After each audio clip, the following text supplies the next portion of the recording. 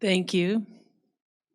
It feels precious and weird and wonderful to gather and hear ancient and modern poetry. Welcome again. I invite you to take some deep breaths now to remind us all that we are here in part to hear more fully whatever word God has for each and all of us this day. Gracious God, let the words of my mouth and the meditations of all our hearts be acceptable in your sight, our rock and our redeemer. Amen. Happy are those who. Happy are those who live in God's house. Happy are those whose strength is in God. Happy are those whose transgression is forgiven. Happy are those who live pure lives.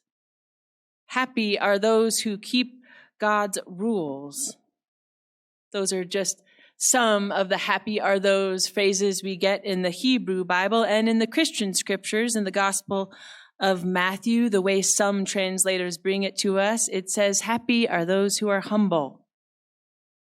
And happy are those who are persecuted because they do what God requires. The kingdom of heaven belongs to them. Happy are those who.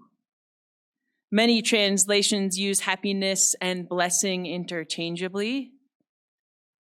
So I think that happiness is essential and underestimated and is a powerful presence in our lives. And I've talked a lot about grief and sadness and cried before you over these months and weeks. And so I thought today, the secret to happiness. But our culture confuses us about happiness, how to find it and how to keep it. So what is happiness really? Well, officially, as you might already know, it is a state characterized by joy, satisfaction, contentment, fulfillment. But what does make for a happy life? I think it is an important question, not just because, as I said, we are constantly bombarded with messages that misguide us, but I think we should ask this question about happiness because as I read the information that is emerging, Americans at least are quite unhappy. A headline from earlier this year claimed, American happiness hits record lows. And a headline from last month read, Americans are less happy than ever. What are we doing wrong? I kind of laughed at that one, but the essay went on to point out that we spend trillions of dollars on things like self-care and personal wellness, seeking to be happy, taking ourselves to places focused on happiness. Disneyland, as you know, what's it called? The happiest place on earth. And boy, we were there in 2017. Let me tell you, you pay a lot for that happiness. Woo!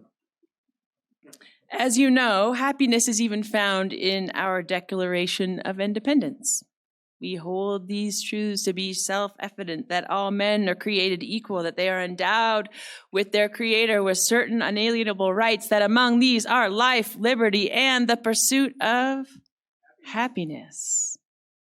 But as Brett Ford, one of the authors of a 2015 University of California, Berkeley study wrote, the intense motivation to pursue happiness has been very robustly linked to worse well-being. It's almost like all that striving, for the thing is leading us to exactly the wrong thing.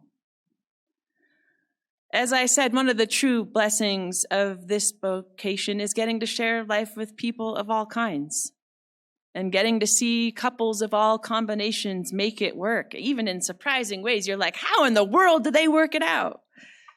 But they do. And part of what I have gotten to see are the patterns that hold with time. And what I have observed is that happy people do, in fact, live in certain ways that contribute to their satisfaction with life.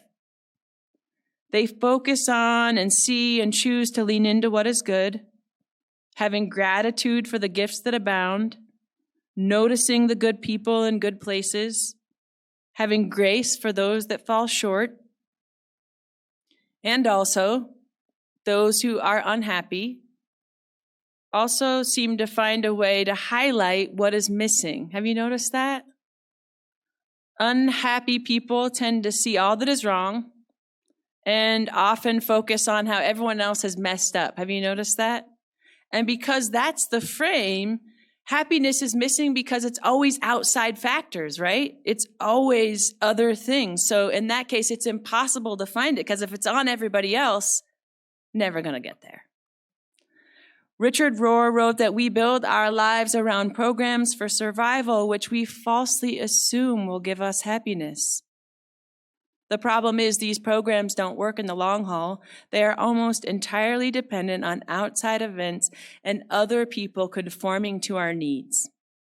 They are inherently unstable because our happiness moment by moment is based outside of us. And all the great religions of the world at the highest level would say that God alone, something stable inside us that's reliable, is the source of happiness. He says, once you encounter a loving God, not the toxic, judgmental, punishing version of God that many of us grew up with, but once you've found that God, both with your ground and your goal, things change. John of the Cross, Teresa of Avila, and many other mystics believe the experience of absolute union between God and the soul is essential. Happiness, he says, is an inside job and not dependent on outer circumstances or other people's response to you. The journey to happiness involves finding the courage to go down into ourselves and take responsibility for what's there. All of it. Dang, that's so much harder than having everyone else get on our plan. Shoot. In short, happiness comes from that courage to go within. Not in the sense that happiness is about us, like having everything we want, but it's an internal thing in the sense that when we understand that joy and contentment come from love, from connection, and that none of these things are found in nice stuff, fancy houses, distinguished credentials, but you already know that. If part of what Jesus shared was that blessings and happiness will come from doing what God requires, even when we are mocked for it, then our call is clear but not easy, because we are brought back to love again. And here it feels important to remember that I don't mean what and who we like, I mean love. I mean that deeper force that calls us beyond our ego and preferences and the little worlds that we create. The love that Jesus and others refer to brings us back to doing justice and loving kindness and walking humbly. Happiness comes from loving deeply, loving people and places, and I believe this truly. And a big part of why so many people are unhappy is that they are without a network, reminding them of worth and gifts. Even being in community with people who annoy us is important. It helps us create capacities for a love that our faith invites. And it forces us to have connections with networks beyond our curation. Arthur Brooks, in his book, From Strength to Strength, Finding Success, Happiness, and Deep Purpose in the Second Half of Life, wrote that there are two pillars of happiness. One is love, and the other is finding a way of coping with life that does not push love away. Not long ago, the Surgeon General issued a warning about our loneliness, about our unhappiness. And this is true for people in more than one age group, but especially seniors and young adults. It turns out that something like 53% of people under 30 say that no one knows them well. That breaks my heart. I believe the answer for the needed happiness is love, community, connection, getting off screens, and taking risks for love. And I don't just mean romantic love, although that is essential. I hope that more people understand algorithms can't show you Zaza Zoom on a screen. And here's the other thing. We don't always know what we need, right? We know what we want, but that's really different than what we need. I believe the answer to happiness is taking risks for love, for friends, for love of creation, for love of community. As we heard from the poet Susan Griffin, sharp perception softens our existence in the world. Maybe that is another way to speak of love as the path to happiness. When we look closer, when we zoom in, we see the beauty, we see the goodness, we see what matters. I don't ever remember someone telling me as they were dying that they had wished they had invested more time in nice things, or they wished they had held more grudges.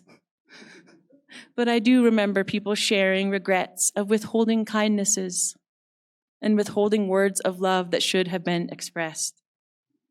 Even with time, there is so much that remains a mystery, but I believe with some amount of certainty that one of the meanings of life is happiness, happiness that comes from all manners of love. I believe and I have seen that it is happy are those who love beyond their own faults and the faults of others. Happy are those who focus on and see and choose to lean into what is good.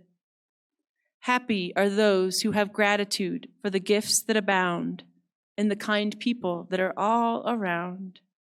Happy are those who have grace and extend and receive forgiveness. Happy are those who love deeply. May we never forget this. It can't be bought or brought from success or status or stuff. Happy are those who love, who risk for love and grow for love, who cultivate it and keep it, who don't push it away. May it be so. Amen. Join in now for a time of communal silence.